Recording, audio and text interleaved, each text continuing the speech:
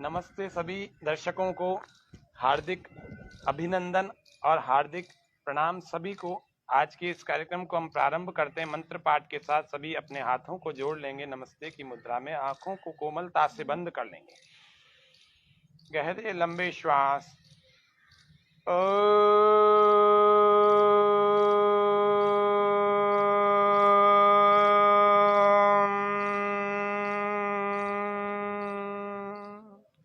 भूर्भुवस्वः तत्सवितुर्वरेण्यं भर्गो देवस्य धीमहि धियो यो नः प्रचोदयात्। ओम स्वस्ति स्वस्ति स्वस्ति।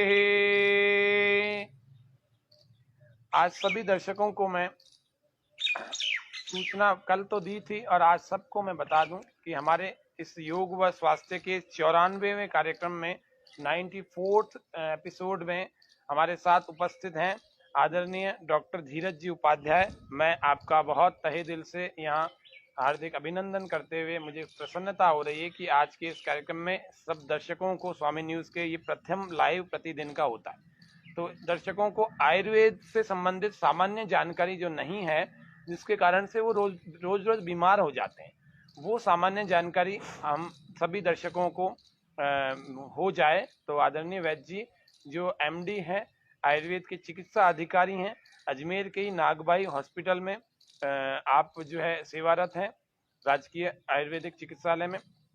तो मैं आपसे निवेदन करूंगा तो आयुर्वेद की सामान्य जानकारी और वर्षा ऋतु में आहार विहार हम सबका कैसा हो, तो इन छोटी छोटी बातों से लेकर, क्योंकि छोटी छोटी बातों से ही बड़ी बातें बनती हैं, क्योंकि छोटी छोटी बातों का अगर ध्यान न दिया जाए तो बड़ी बीमारी भी हो जाती है लोगों को।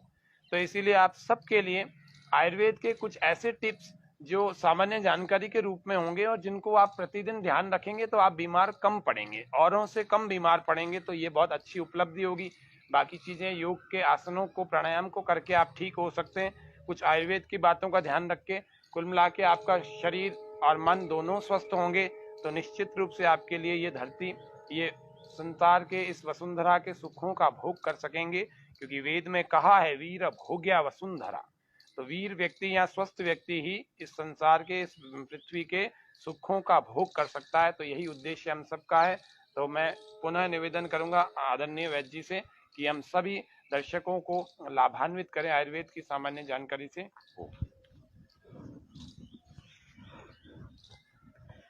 धन्यवाद हेमंत जी। सभी दर्शकों को नमस्कार, अभिवादन। जैसा कि आयुर्वेद के बारे में यदि बात करते हैं और शुरुआत करते हैं तो इसकी जो मूलभूत बातें हैं, प्राथमिक बातें हैं और स्वास्थ्य के लिए जो सबसे महत्वपूर्ण चीजें हैं उनसे रूबरू होना, उनको अवगत करा लेना बहुत ज्यादा जरूरी हो जाता है। जैसा कि आयुर्वेद शब्द है, दो शब्दों से मिलकर के बना हुआ है, आयु और वेद। तो आयु का अर्थ है जीवन और वेद जो शब्द है ये विद ज्ञाने धातु से इसकी निष्पत्ति हुई है, जिसका अर्थ है जानना। तो आयु के बारे में जानने का जो शास्त्र है या आयु के बारे में जो जानकारी का, जो हमें जानकारी देता है जीवन के संबंध में, इसका जो शास्त्र है इसका नाम आयुर्वेद है। तो जीवन को जानने के शास्त्र में सबसे पहली जो बात आती है वो आयु के संबंध में कि हमारी आयु कितनी हो। आयु के बारे में मनुष्य की जो सामान्यतः आयु मानी गई है वो 100 वर्ष मानी गई है, यानी शतायु होने की कामना की गई है प्रत्येक मनुष्य के लिए कि वो 100 वर्ष पूर्ण करके अपने जीवन को सुखमय रूप से व्यतीत करे। शतायु जीवन ये आखिर हो कैसा, ये सबसे बड़ी महत्वपूर्ण बात है। तो शतायु जीवन है लेकिन वो सुखायु में होना चाहिए, यानी कि वो जीवन सुखपूर्ण तरीके से व्यतीत होना चाहिए। वो जीवन ज्यादा सार्थक है, कष्टकारी नहीं है और उसी जीवन की कामना की गई है। शतायु होने के साथ में सुखायु होने की कामना की गई है। लेकिन सुखायु होने का मतलब क्या है, ये सबसे ज्यादा महत्वपूर्ण है। तो सुखायु जीवन, इसको यदि हम समझेंगे तो सामान्य तौर पर आम जन क्या समझता है कि बहुत बड़ा बंगला, अच्छी कार और सुख के जितने भी संसाधन हैं उनका उपभोग करना, इसको कई कई जने इस तरह से अर्थ ले लेते हैं। हो सकता है कि कुछ तौर पे किसी व्यक्ति को इस तरह का अर्थ सार्थक लगता हो, लेकिन यदि गहराई से देखा जाएगा तो कुछ साल तक तो यह ठीक लग रहा है, लेकिन संपूर्णता में यह जीवन सुखायु नहीं माना जाता है। क्यों? उसका एक बड़ा कारण यह है कि लगातार भौतिक संसाधनों का उपयोग करते हुए शरीर में सक्रियता की कमी होती है, निष्क्रियता कहीं ना कहीं आने लग जाती है, आलस्य का शरीर में वृद्धि हो जाती है और शरीर स्थूल होने लग जाता है। शारीरिक और मानसिक तौर पर उतनी शार्पनेस, उतना उत्साह नहीं रह पाता है और व्यक्ति धीरे धीरे बीमार होने लग जाता है। और बीमार जो व्यक्ति है उसके लिए निश्चित तौर पर आगे कष्ट आते हैं। जैसा कि हम चिकित्सालय में जब हमारे पास में मरीज आते हैं तो हम उनको देखते हैं, लोग आते हैं, भूख नहीं लग रही है, उनको भूख की दवाई दी जाती है, उनको भूख अच्छी लगने लगती है। अब अनियंत्रित तौर पे उनका भोजन खाना शुरू होता है तो उससे अजीर्ण और अपच की शिकायत होती है। फिर उनको अजीर्ण और अपच की दवाई दी जाती है कि भोजन पच जाए अच्छे तरीके से। दवाई के द्वारा ही उनका भोजन की पाचन की स्थिति बनती है जाकर के, और दवाई के माध्यम से ही उनको भूख लग रही है, दवाई के माध्यम से ही उनका पाचन चल रहा है। और इसी तरीके से बाद में यदि नींद नहीं आ रही है, सक्रियता, अति सक्रियता, निष्क्रियता, मानसिक चिंता, मानसिक तनाव, ये सब आधुनिक समाज के अंदर जो चल रहा है, और इसकी वजह से यदि नींद नहीं आ रही है तो उनको नींद की दवा लेते हैं। तो सारी एक्टिविटी जो कि मूलभूत एक्टिविटी है, कौन सी, आहार, निद्रा, इन सब चीजों के लिए यदि वो दवाई पर निर्भर हो रहे हैं तो ऐसे जीवन को हम सुखायु नहीं कह सकते। शरीर में स्थूलता आ रही है, स्थूलता को कम करने के लिए, मोटापे कम करने के लिए दवाई, यदि शरीर क्रश है तो क्रश अवस्था है उसको ठीक करने के लिए, शरीर में स्थूल थोड़ा मजबूत बनाने के लिए उसके लिए दवाई। इस प्रकार से औषधियों की बार बार जो डिपेंडेंसी है, जो निर्भरता है, वो बड़ी घातक होती है और उसको हम इस रूप में कभी सुखायु नहीं कहेंगे। तो सुखायु जीवन का अधिकारी कौन है?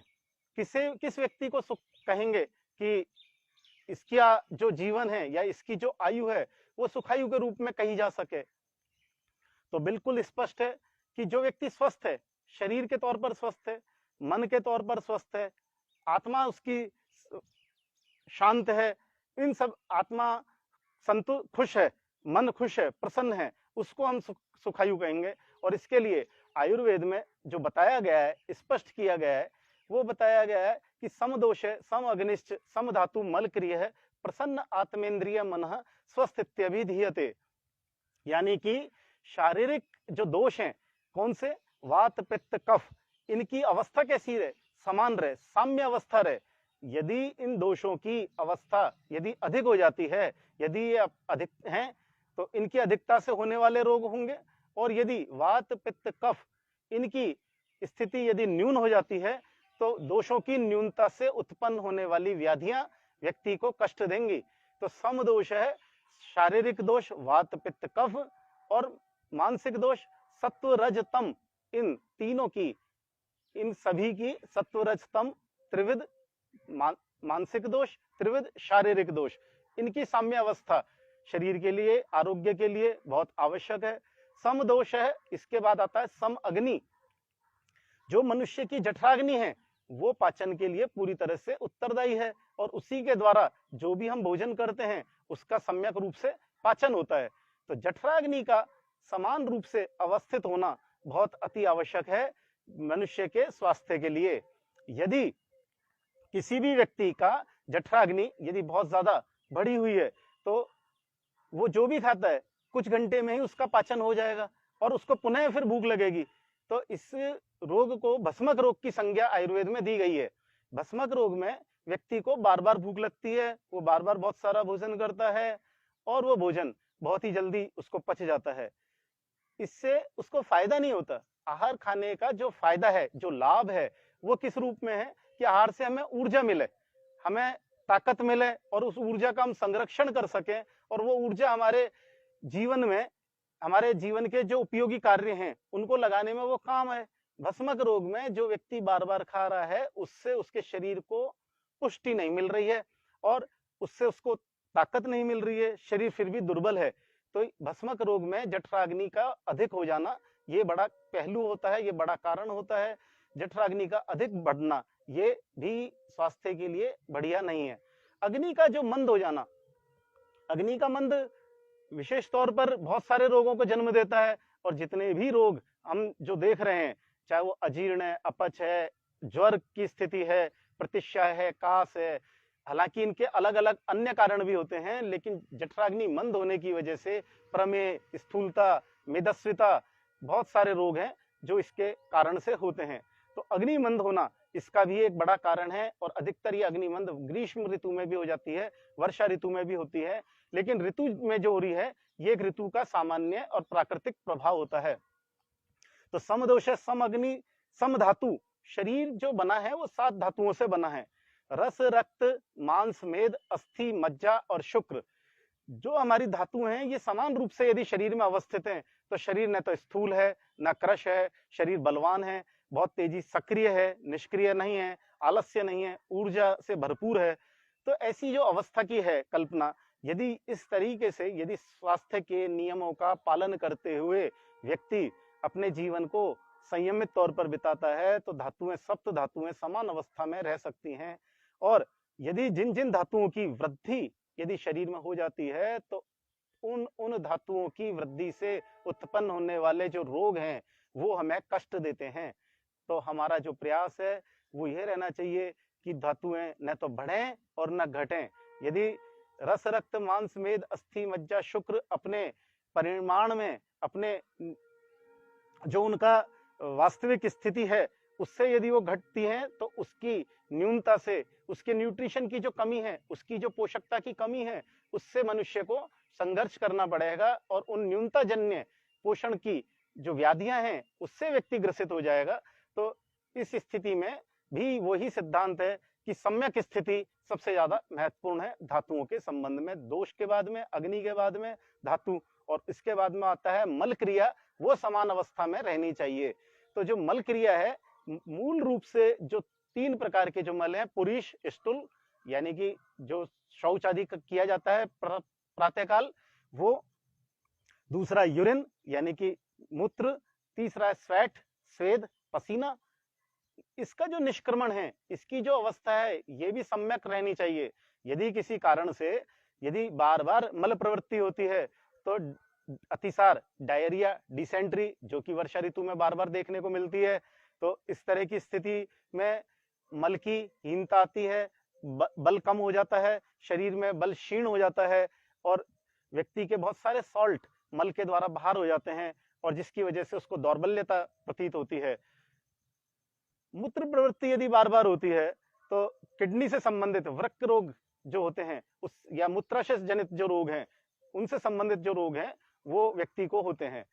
और बार बार प्रवृत्ति होती है मूत्र की, तो ये जो बार बार प्रवृत्ति होती है ये डायबिटीज के अंदर बड़ा लक्षण होता है, और वर्षा ऋतु में स्वाभाविक तौर पर भी कभी कभार किसी व्यक्ति को इस तरह की स्थिति होती है।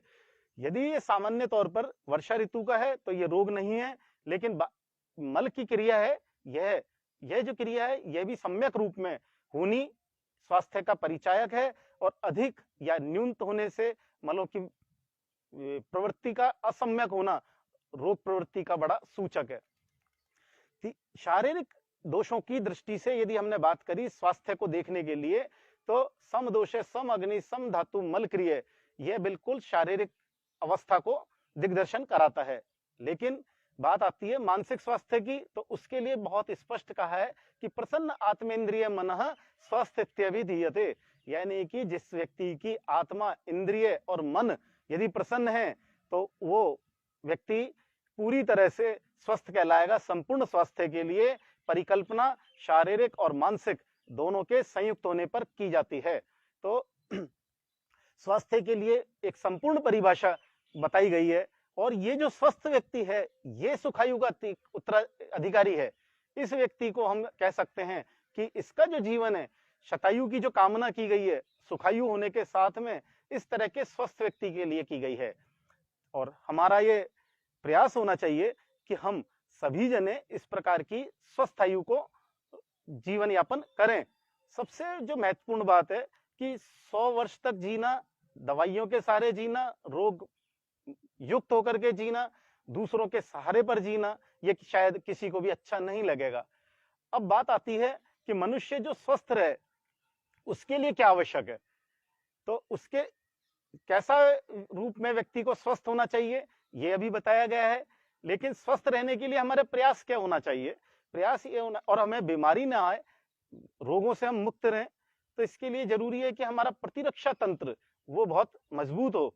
जब प्रतिरक्षा तंत्र बहुत अच्छा सक्रिय होगा, बहुत मजबूत होगा, तो निश्चित है कि प्राकृतिक तौर पर आने वाली जो विपदाएं हैं या अन्य कारणों से जो रोग का प्रादुर्भाव होता है उससे हमारा शरीर लड़ने में समर्थ होता है। और उसके लिए आवश्यक है कि हमारा प्रतिरक्षा तंत्र बहुत ही अच्छे से कार्य करे। प्रतिरक्षा तंत्र अच्छे से कार्य करे, इसके लिए आवश्यकता है कि हमारा आहार और विहार बहुत ही सम्यक हो, बहुत ही उचित हो आहार विहार, और हमारा जो जीवन हो बड़ा संयमित हो, अनुशासित हो। उस आहार विहार यदि हमारा उचित होगा तो हमारा प्रतिरक्षा तंत्र उससे जुड़ा हुआ है, उसी के अनुरूप कार्य करेगा। आहार विहार कैसा हो इसके लिए बहुत स्पष्ट है, और पहली प्राथमिकता है कि ऋतुजन्य आहार विहार होना चाहिए। जिस ऋतु के अंदर हम जिस ऋतु से हम गुजर रहे हैं उस ऋतु के प्राथमिकता को देखते हुए हमारा आहार विहार होना चाहिए।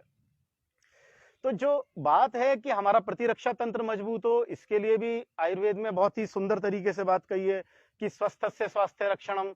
आयुर्वेद की ही एक खूबसूरती है कि वो स्वस्थ के स्वास्थ्य की रक्षा के लिए वहां पे बहुत सारी बातें बताई गई हैं। और फिर बाद में आती है कि आतुरस्य विकार प्रशमन, यानी कि स्वास्थ्य की रक्षा रहते हुए भी यदि किसी कारण से व्यक्ति यदि बीमार हो जाता है तो उसके विकारों का हमें शमन करना चाहिए। तो स्वस्थ के स्वास्थ्य की रक्षा की जाए, इसके लिए ही सारे आहार विहार और सारे प्रतिरक्षा तंत्र इसकी व्यवस्था की गई है। लेकिन इसको यदि हम जोड़ते हैं भारतीय संस्कृति से भी, तो हम वैसे भी सीखते हैं बिना आयुर्वेद के भी। आप एक कुछ उदाहरणों से भी इस बात को समझ पाएंगे कि जब कभी युद्ध की स्थिति होती है, आपातकाल है, उसके लिए अचानक कोई तैयारी की जाएगी, तो क्या वो आपातकाल से निपटने में सक्षम होगी स्थिति? शायद आप भी समझोगे कि नहीं हो पाएगी। इन चीजों की निरंतर सतत तौर पर तैयारी की जाती है, तभी उन चीजों से निपटा जाता है। इसी तरह से यदि समाज में रहते हुए हमें कहीं बड़े कार्य करने पड़ते हैं, विवाह समारोह है, कोई मकान बनाने का कार्य है, यदि हमने आर्थिक तौर पे हमारी परिस्थितियों को एक संकट के लिए संचय नहीं किया, यदि धन का संचय नहीं किया, तो अचानक आने वाले खर्च के लिए हम तैयार नहीं है, तो एक बड़ी इमरजेंसी खड़ी होती है। इसी बात को यदि हम स्वास्थ्य के तौर पे देखते हैं कि युद्ध जैसी स्थिति के अंदर हम तैयार रहते हैं तो हम युद्ध से निपट सकते हैं। आर्थिक विषमता के लिए यदि हम तैयार रहते हैं तो हम आर्थिक विषमता से हम सफलतापूर्वक उसको निपट सकते हैं।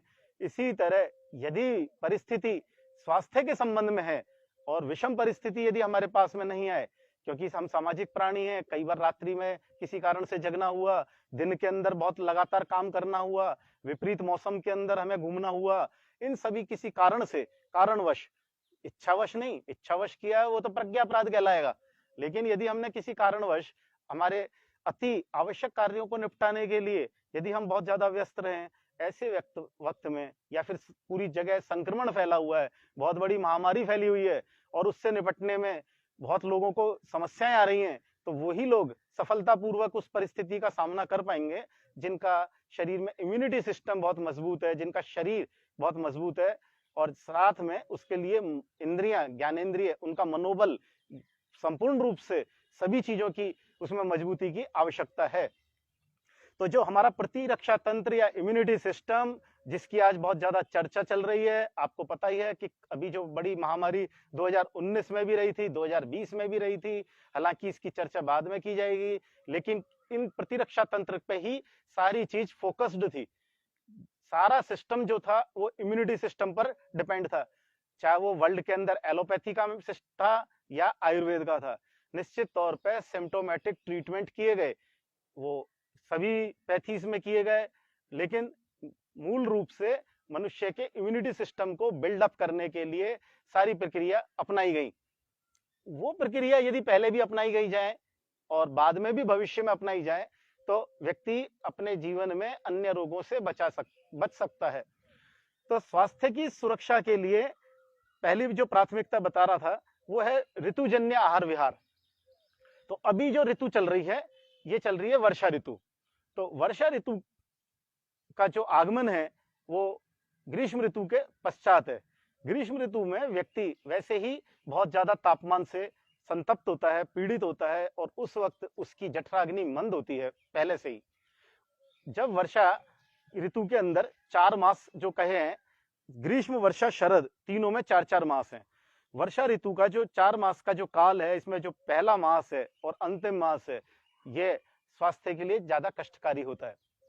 कैसे कष्टकारी होता है कि पहले से ही ग्रीष्म ऋतु में जो 40 डिग्री 45 डिग्री का जो तापमान होता है, उस तापमान से जो जमीन है वो बहुत गर्म होती है।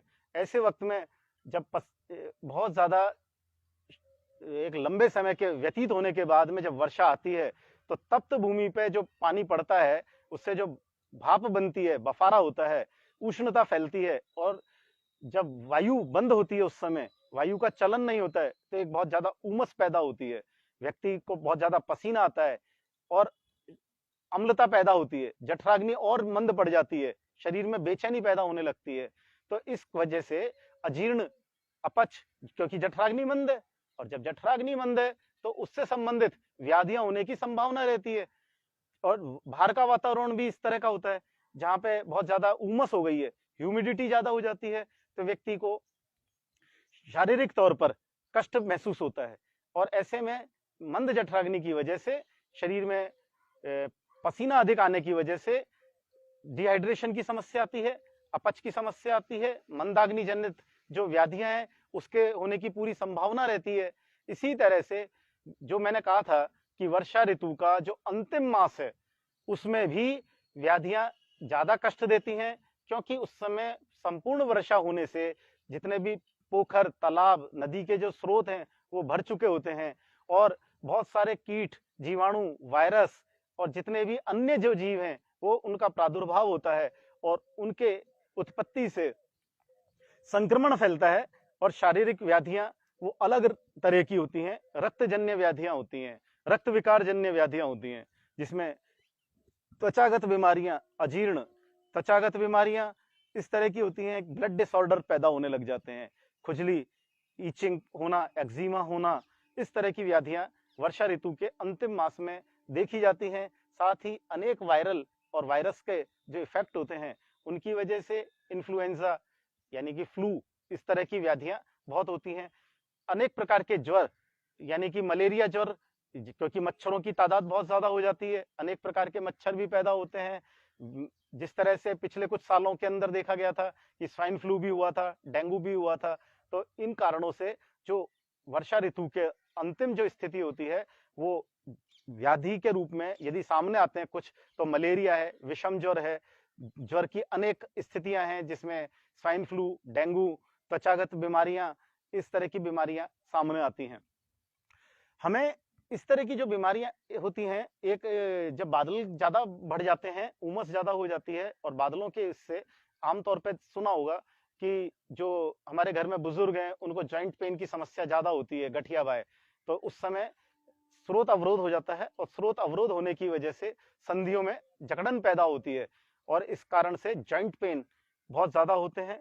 और अम्लता की अधिकता होने की वजह से शरीर में यूरिक एसिड बढ़ जाता है, जिससे शरीर में छोटे छोटे जॉइंट्स, इनके अंदर दर्द होने लगता है। तो हमें शुरुआत से क्या हमें सावधानियां बरतनी चाहिए जिससे हमें इन चीजों का उपचार भी कर सकें और इन चीजों से हम बचाव भी कर सकें। तो सबसे पहले हमें ये ध्यान रखना चाहिए कि वर्षा में जल सबसे ज्यादा दूषित होता है, और दूषित जल से ही व्याधियां होती हैं। तो और एक चीज के लिए हमें फिर तैयार रहना चाहिए कि जो इस समय पिछले कुछ दिनों से वातावरण है वो एक ही दिन के अंदर 3 तरह का हो रहा है। सुबह दिन के अंदर बहुत ज्यादा गर्मी पड़ रही है, रात को फिर बारिश, और सुबह अचानक बहुत ठंड हो जाना, ये पिछले कुछ दिनों से आप महसूस कर रहे हैं। तो एक ही दिन में 3 परिस्थितियों से सामंजस्य बिठा पाना शरीर के लिए कहीं मुश्किल हो जाता है। तो इस बात को भी हमें ध्यान रखें कि किस तरह से हमारा सामंजस्य हम बिठा सकें। तो जल की शुद्धि बहुत महत्वपूर्ण है, और जल की शुद्धि के लिए अभी जो क्लोरीन पानी में डल करके आता है, जो हमारे जल का जो वितरण होता है उसमें, तो निश्चित तौर पर उसकी क्लोरीन जो डाला जाता है वो इसीलिए डाला जाता है कि जल में जो संक्रमण है, जल के अंदर जो छोटे मोटे जीवों की उत्पत्ति है, उन सब चीजों को नष्ट करने के लिए और जल को शुद्ध करने के लिए। तो कई बार यदि क्लोरीन ज्यादा हो जाता है तो शरीर में दिक्कत पैदा करता है, और इसका समाधान करने के लिए स्थिति ये है कि हमें जल को उबाल करके काम में लेना चाहिए। जल का जो संरक्षण करते हैं, जल को संरक्षण करने के लिए हमें ध्यान रखना चाहिए कि हम इसको छान करके भरें, कपड़े से 2 तह उसकी बना करके या 3 तह बना करके हम उसे छान करके इकट्ठा करें। दूसरा, यदि पानी के अंदर किसी तरह की क्लोरीन की अधिकता महसूस होती है, उसके स्वाद से हमें मालूम पड़ जाता है। जब हम पानी को भरते हैं तो उसके कलर जो उसमें हल्का सा जैसे इस तरह का जल का जो निर्मलता है वो नहीं दिखती, और थोड़ा सा उसमें अलग स्लेटी कलर सा दिखता है, जो उसके क्लोरीन का अधिक होने का सूचक दिखता है। और पीने से भी हमें ना मालूम पड़ जाता है, थोड़ा अलग स्वाद, कड़वापन महसूस होता है। यदि ऐसी स्थिति है तो जल को इकट्ठा करने के बाद में उसको थोड़ा इंतजार करने के बाद ही पीना चाहिए। और इसके अलावा हमें जल को उबाल करके, वो सबसे अच्छी विधि है कि हम पानी को उबाल करके और फिर पिएं, जिससे कि जल के अंदर अन्य जो जीव हैं या जो बैक्टीरिया हैं, जो वो बैक्टीरिया खत्म हो जाए और क्लोरीन का अधिकता वाला जो नुकसान करने वाला जो तत्व है वो भी खत्म हो जाए, और क्लोरीन से जो जल की शुद्धि है वो सामान्य स्थिति में रहे। तीसरा, जो जल को शुद्धि करने का जो पारंपरिक तरीका है वो है फिटकरी। फिटकरी के माध्यम से भी जल को शुद्ध किया जाता है। और इसको जल को शुद्ध करने के लिए जो फिटकरी को जो घोला जाता है पानी के अंदर, तो एक जो मोटा अनुमान है उसमें 10 लीटर जल के अंदर 20 या 30 ग्राम फिटकरी को पानी में घोला जाए। और घोलने के बाद में 5 या 10 मिनट बाद हमको पता पड़ता है कि जितना भी उसमें फॉरेन बॉडीज हैं, जितने भी ऐसी तत्व हैं जो कि जल के अंदर घुले हुए हैं, वो इकट्ठा होकर के तलछट में नीचे बैठ जाते हैं। फिर उसको छान करके हम उस उपयोग में ले सकते हैं। तो जल की शुद्धि हमें अपना रखनी चाहिए, जिससे उससे होने वाली जो व्याधियां हैं, अतिसार है, विबंध है या उल्टी होना है, इनसे हम वमन होना है, इनसे हम बच सकें। दूसरा, हमें उस बात के लिए भी तैयार रहना चाहिए कि यदि किसी तरह की वर्षा ऋतु में जो व्याधियां हो गई हैं, उनके लिए हम होम रेमेडीज क्या इस्तेमाल करें, घरेलू उपाय के तौर पे हम क्या किन चीजों को उपयोग में लें। तो जैसा कि जल के कारण से या अम्ल और तिक्त और कटु पदार्थ खाने की वजह से, क्योंकि लोग इसमें मिथ्याहार भी बहुत करते हैं, यानी कि तली हुई चीजों का ज्यादा सेवन करते हैं, नमकीन ऐसी चीजें ज्यादा खाते हैं। तो इस प्रकार के खान पान की वजह से जो तकलीफें शरीर को होती हैं, उसके तौर पे कई बार उल्टी और दस्त की शिकायत हो जाती है। तो ऐसे में हम घर पे क्या उपाय कर सकते हैं? तो घर पे जो उपाय करेंगे उसके लिए कि अम्लता बढ़ जाती है तो धनिया हमारे पास में है, हम धनिया के द्वारा अम्लता को कम कर सकते हैं। धनिया एंटी एसिड होता है और दूसरा शीतलता भी देता है।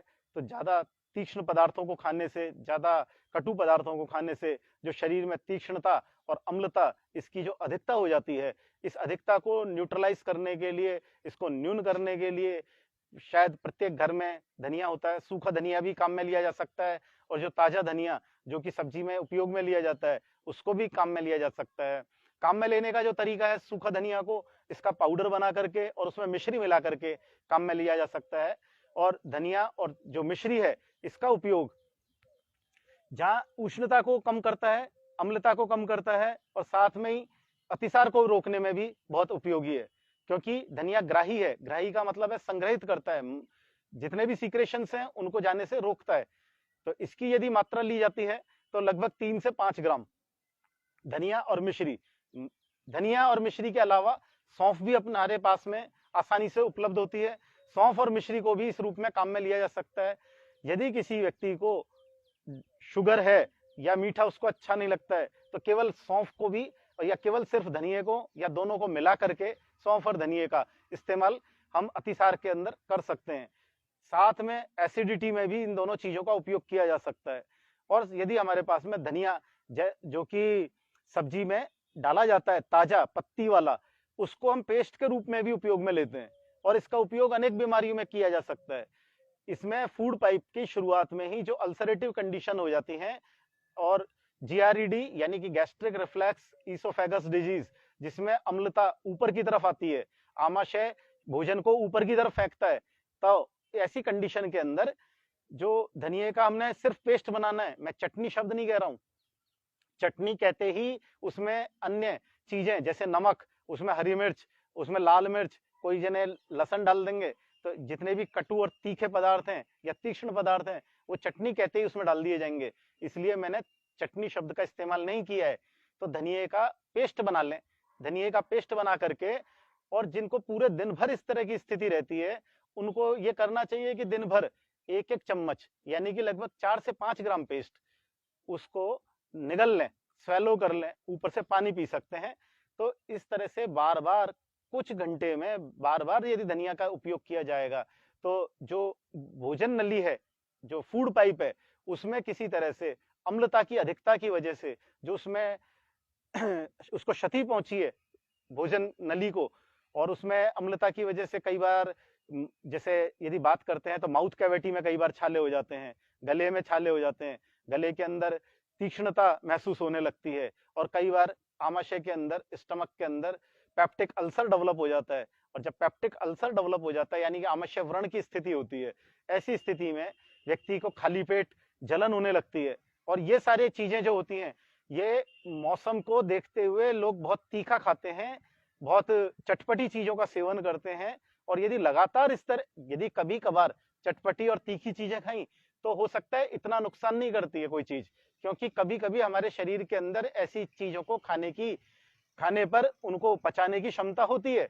लेकिन बार बार इस तरह का प्रज्ञा अपराध की बार बार इसी तरह की चीजों को पुनः पुनः आवृत्ति करते हैं तो शरीर में रोग उत्पत्ति होती है। और लगातार चाय कॉफी का एक सेवन करना, बहुत तीखे पदार्थों का खाना, इन चीजों से अम्लता की अधिकता होने पे जो अभी व्याधियां मैंने बताई, इस तरह के लक्षण शरीर में आते हैं।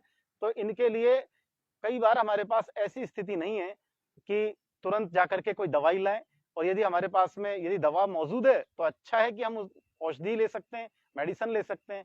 लेकिन यदि होम रेमेडीज है तो उनका उपयोग इस तरह से करना चाहिए। और जैसा मैं अभी धनिये का बता रहा हूँ, तो ये एसिडिटी के अंदर तो फायदा करता ही है, साथ में पूरी शरीर के अंदर जो पहले जो एसिड है वो ब्लड में जब मिल जाता है, जब उसका पाचन होता है भोजन का, और जो भोजन के पाचन के बाद में जो उसका एब्जॉर्बेशन आंतों के माध्यम से हो जाता है, और यदि भोजन में अम्लता अधिक है तो यही अम्लता रक्त के अंदर अम्लता बढ़ जाती है, और ब्लड के अंदर जब यूरिक एसिड बढ़ जाता है तो ब्लड के यूरिक एसिड के अंदर बढ़ने से अनेक प्रकार की दूसरी व्याधियां होती हैं, जिसमें वात रक्त है, जिसमें संधियों में पेन के साथ में जलन होना है, हाथ और हथेलियों और पगतलियां, पैरों के जो तलवे हैं इनके अंदर जलन होती है। ये डायबिटीज का एक कॉम्प्लिकेशन भी होता है, जहां पर हस्त पाद तल दहा, हथेली और पैरों के तलवों में जलन होती है। तो सबसे बड़ी बात यह है कि भोजन की अम्लता को यदि हम कम करते हैं तो उसको, अभी जो मैं बता रहा था एक बात कि धनिये का, सूखे धनिये का प्रयोग भी बता रहा था और हर एक धनिये की पत्ती का प्रयोग भी बता रहा था, लेकिन यदि सीवियर एसिडिटी है तो धनिये की पत्ती के साथ में पुदीने की पत्तियों को भी काम में लिया जा सकता है। पुदीने की पत्ती में मिंट होता है, और ये जो मिंट है ये ठंडक देता है। तो एकदम सीवियर कंडीशन है कि बहुत ज्यादा जलन हो रही है और गले में जलन आ रही है, इस जलन का प्रभाव इतना है कि आंखों में भी है ना ललाई आ रही है, और कई बार कई जनों को ये गर्मी में होता है कि नक्सीर आती है बार बार। तो ऐसी जो पित्त की अधिकता हो जाती है, और पित्त की अधिकता होने पर यदि हमें सबसे बढ़िया, यदि हम किसी चीज को देखते हैं तो एक सब खीरा है, इसके अंदर बहुत अच्छा एंटी एसिड का रोल करता है कि पुदीने का पेस्ट बना लिया, जैसे हमने धनिया का पेस्ट बनाया था वैसे ही। और अच्छा तरीका यह है कि धनिया का पेस्ट बना करके हमने उसको एक साथ रख के एक बाउल के अंदर किसी पात्र में, कटोरी में रख लिया, और आवश्यकता और उसको सुरक्षित रखने के लिए जिससे उसमें से किसी तरह की महक नहीं आए तो हम उसको फ्रिज में रख सकते हैं। और 1 चम्मच या 2 चम्मच उस पेस्ट को हम निचोड़ लें, स्क्वीज कर लें, उससे जो रस होगा लगभग 1-2 चम्मच, लगभग उतना ही आएगा, फाइबर उसका हटा दिया। उस 1 या 2 चम्मच रस को 1 गिलास पानी में डाल करके हम पिए तो बार बार जो हमारे फूड पाइप से लेकर के जो जलन हो रही थी, वो जलन किसी भी तरह की थी, वो जलन चाहे यूरिनरी सिस्टम पर भी जा रही हो, पेशाब के साथ जो जलन हो रही हो, या शरीर के अंदर आमाशय में जो जलन हो रही हो, इस प्रकार की किसी भी प्रकार की जो अम्लता की अधिकता हो गई है, उष्णता बढ़ गई है शरीर में, पित्त बढ़ गया है, इन सब चीजों को शांत करती है। और उदरगत जितनी व्याधियां हैं जिसमें पेट का फूलना है, उसमें भी बहुत अच्छा प्रभाव पड़ता है, बहुत अच्छा लाभ होता है। तो इनका प्रयोग हम इस तरह के जो लक्षण आते हैं व्याधियों के, उनमें हम प्रयोग कर सकते हैं। इसके साथ वर्षा ऋतु में जैसे अभी बताया था कि अम्लता बढ़ जाती है, तीक्ष्णता बढ़ जाती है शरीर के अंदर। इसके अलावा दूसरी जो तकलीफ होती है वो ज्वर की आती है, क्योंकि बहुत ज्यादा जैसा बताया था कि वर्षा ऋतु के अंतिम स्थिति के अंदर लास्ट में बहुत सारे जीवों की उत्पत्ति होती है, बहुत सारे बैक्टीरिया होते हैं और वायरस होते हैं, अनेक प्रकार के ज्वर आते हैं। तो ऐसी स्थिति के अंदर जो ज्वर में हम क्या समाधान कर सकते हैं घरेलू तौर पर, तो बुखार में हमें सबसे ज्यादा जो अनुकूल है घर में, तो अदरक हमें आसानी से मिलती है घर में, जिसको मैंने सूखी अदरक को हम सौंठ कहते हैं, और देशी सौंठ हमें बाजार में मिलती है और हम घर पे रखते भी हैं। तो अदरक का प्रयोग बहुत अच्छे से है। अदरक का जो प्रयोग है वो है आम का पाचन करना। आम शब्द जो बोला है वो क्या है, इनडाइजेस्टिव फूड एक्सट्रैक्ट, यानी कि जो हमारा जो भोजन का जो पाचन हुआ है वो सम्यक रूप से हो जाता है तो वो हमें बल देता है, और असम्यक रूप से अपच के बाद में जो भोजन का रस बना है वो अम्लतापूर्ण हो सकता है, वो कटुरस पूर्ण हो सकता है, कटुरस युक्त हो सकता है। ऐसी स्थिति में वो व्याधि पैदा करता है और शरीर का बल कम है, और बाहर से जो संक्रमण हुआ उससे हमें बुखार आ सकता है। बुखार हमें लगातार पानी में भीगने की वजह से भी आ सकता है, क्योंकि उस समय हमें जुकाम हो गया, बार बार छींकें आई, खांसी हो गई, और उसके बाद में शरीर इस तरह से उसका जो श्वसन संस्थान है, वो तंत्र है, इस तरह से कमजोर हुआ है कि वो छोटे मोटे इन्फेक्शन से या मच्छरों के काटने से बुखार की स्थिति में आ सकता है। तो जो अदरक का प्रयोग बता रहा हूँ, जो सौंठ का प्रयोग बता रहा हूँ, वो इस तरह से कि शरीर में ऊर्जा आए, बल आए, और साथ में जो असम्यक तौर पे भोजन का जो पाक हुआ है जिससे आम का पाचन है वो कर सकेगा। तो अदरक जठराग्नि मंद होने पे भी उपयोगी है, यानी कि अग्नि को बढ़ाएगी, और ज्वर के अंदर जो दोष पैदा होता है वो होता है पित्त का बढ़ जाना और अग्नि का मंद हो जाना, दोनों अलग अलग चीजें। तो अग्नि का संरक्षण भी होता है। अब प्रयोग कैसे करना चाहिए, तो प्रयोग करने का जो तरीका है वो ये है कि हमें 200 ml दूध के अंदर 5 ग्राम अदरक, परंतु कई बार अदरक का प्रयोग करने पे दूध फट भी जाता है, लेकिन वो स्थिति कब आती है, यदि अदरक को हमने साफ तरीके से धोई नहीं है। और कई बार अदरक को साफ सुथरा रखने के लिए जो सब्जी विक्रेता हैं वो उसको चूने के पानी से धोते हैं या फिर उसको नींबू से धोते हैं। तो घर पर आकर के हमें उसको बहुत अच्छे से उसको धो लेना चाहिए और ऊपर का छिलका हटा दें, और फिर उसको कम मात्रा में प्रयोग डालें दूध में, तो फिर वो दूध नहीं फटेगा। और फिर भी यदि ऐसी स्थिति है तो लास्ट के अंदर हमें देशी सौंठ का पाउडर बना लें और देशी सौंठ के पाउडर को दूध के साथ उपयोग में लें। लेकिन याद रखें कि जब बादलों की स्थिति है, ठंडक ज्यादा है, तब यू उपयोग में लेनी चाहिए। यदि वर्षा काल में भी जैसे दिन भर में अलग अलग स्थिति है, कभी दिन में बहुत तेज गर्मी है, उस समय नहीं उपयोग में नहीं लेना चाहिए।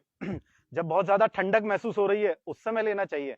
तो ये अपने चयन का आधार परिस्थिति जन्य, इसको याद रखना बहुत जरूरी है।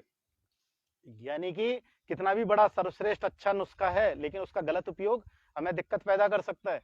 दिक्कत ऐसी ही पैदा करेगा, थोड़ी तकलीफ हो सकती है, तो उस बात का हमें ध्यान रखना चाहिए।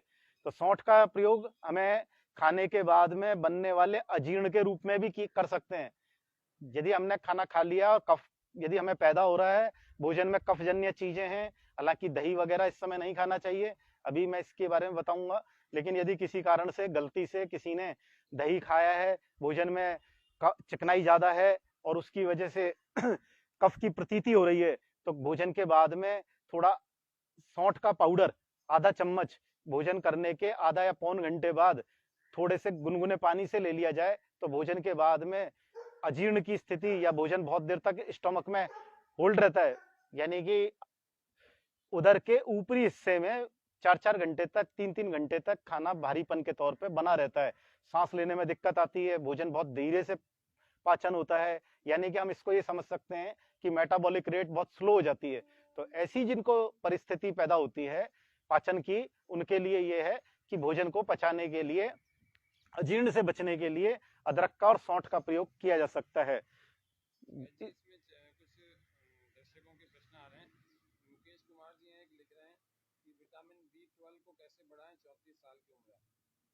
हाँ, विटामिन B12 का जो सोर्स है उसके लिए यदि हमें लेना है तो दाना मेथी अंकुरित करके लें, मूंग को अंकुरित करके लेंगे।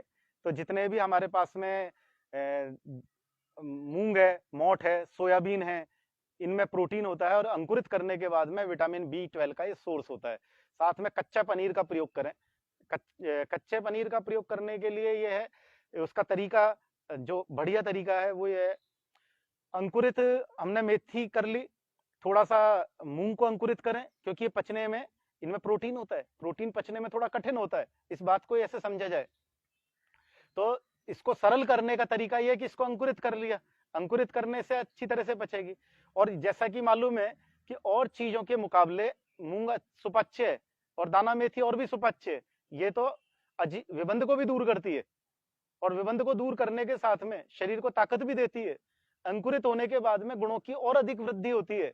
लेकिन एक बात अवश्य ध्यान रखें जो सबसे महत्वपूर्ण है कि कम मात्रा में सेवन करने पे ज्यादा फायदा होगा। वो किस रूप में कि अरुचि नहीं होगी।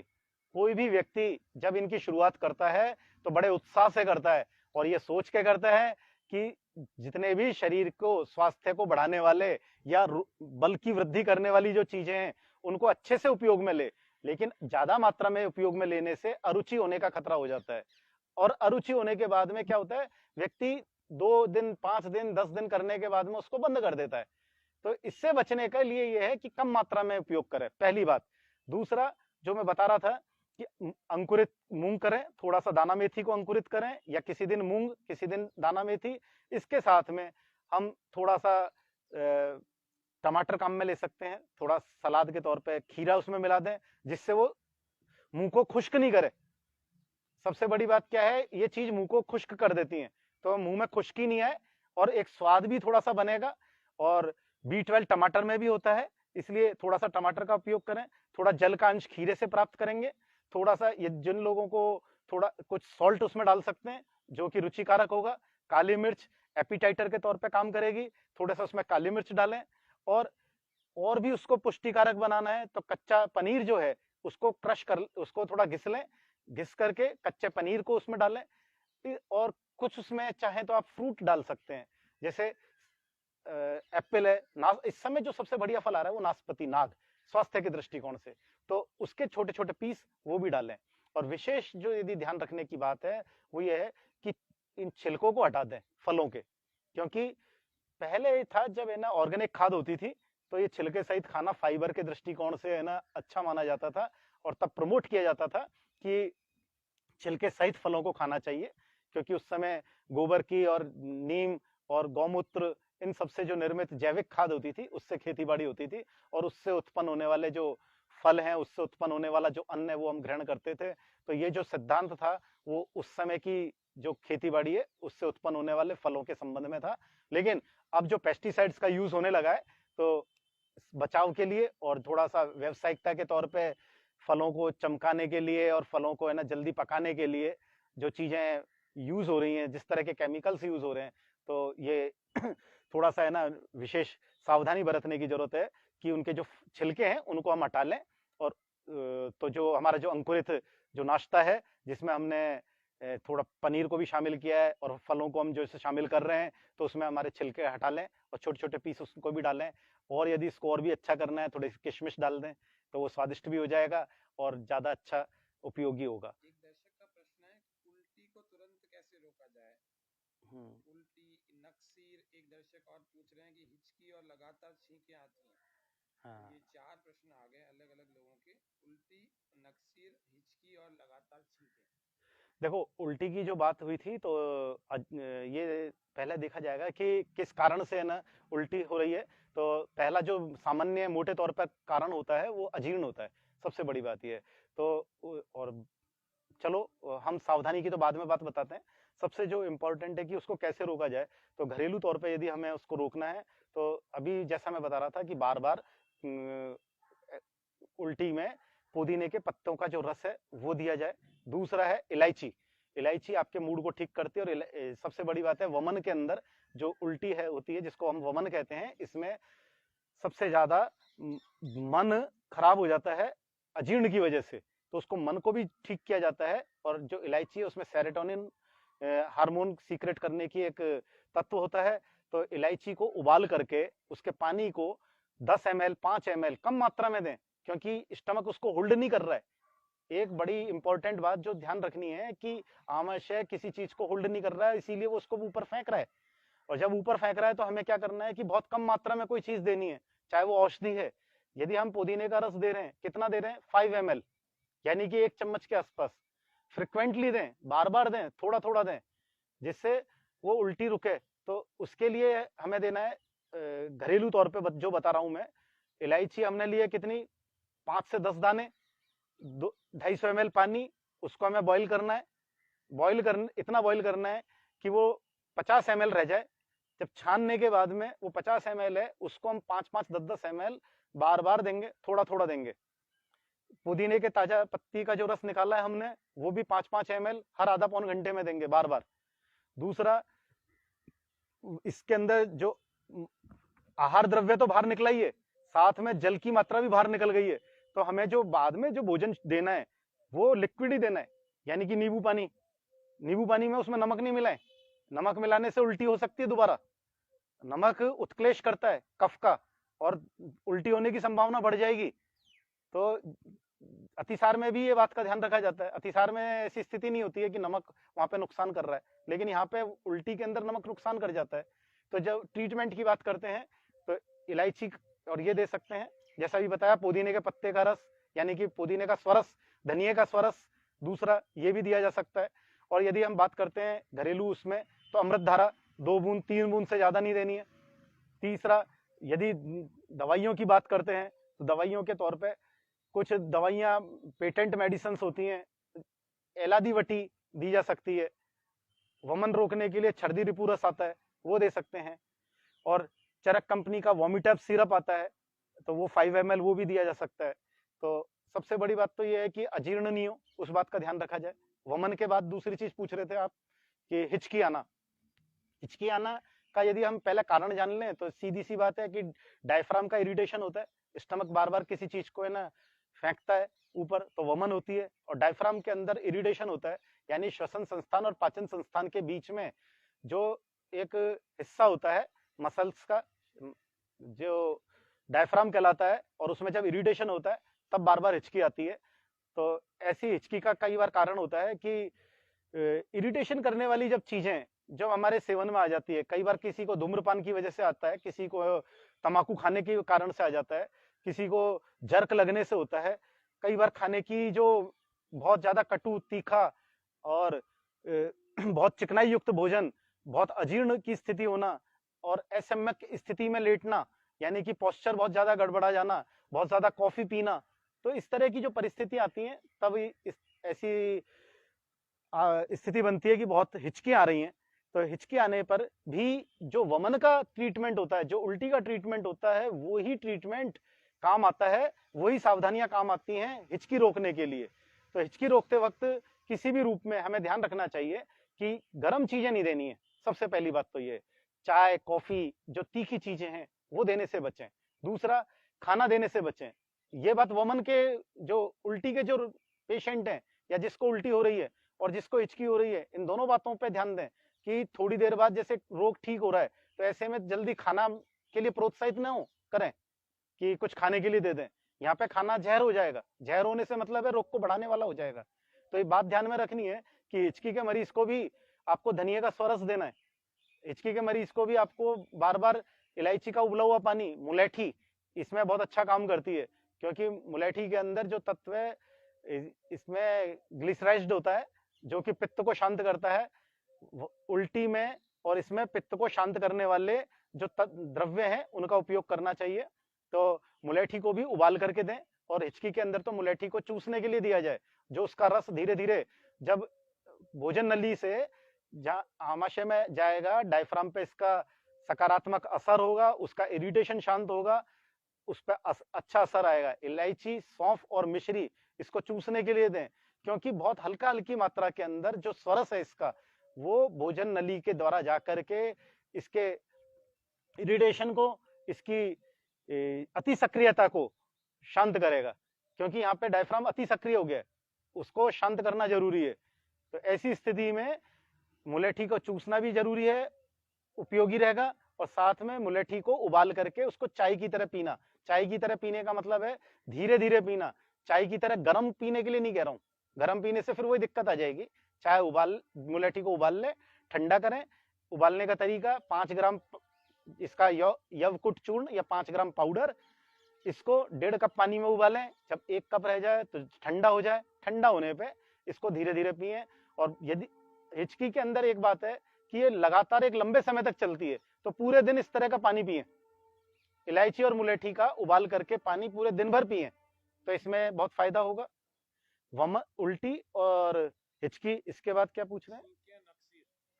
छींके और नक्सीर, ये दोनों एक दूसरे से रिलेटेड भी होते हैं कई बार, क्योंकि लगातार जब छींके आती हैं तो जो रेस्पिरेटरी सिस्टम है या जो नासागत जगह है, यहाँ पे बहुत छोटी छोटी कैपिलरी होती हैं, ब्रेक हो जाती हैं झटके से बार बार। कई एक कारण ये भी होता है, और ब्रेक होने से वो स्थिति होती है कि नाक से ब्लड आता है, नक्सीर आती है। दूसरा बड़ा कारण होता है खान पीन होता है, कि बहुत ज्यादा तीखे और उष्ण पदार्थों का सेवन, वो लगातार खाने से भी ऐसी स्थिति आती है। तीसरा आता है लगातार यदि पंखे और अपन मौसम की वजह से पंखे और एसी, कूलर इसमें जब बैठते हैं, तो बहुत ज्यादा जो ठंडी हवा है वो नाक में जो म्यूकस है, श्लेष्मा है, उसको ड्राई कर देता है। नाक में एक चिकनाई हमेशा बनी रहती है, और श्लेष्मा इसलिए बना रहता है कि हमें सांस आसानी से आ सके।